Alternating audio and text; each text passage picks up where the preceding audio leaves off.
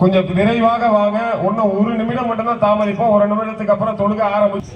அஸ்ஸலாமு அலைக்கும்.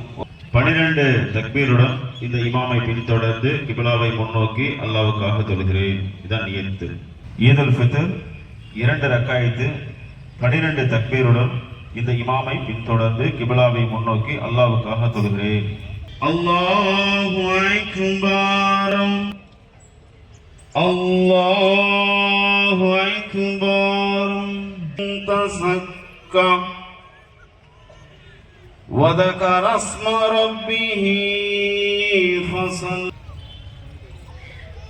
الله أكبر.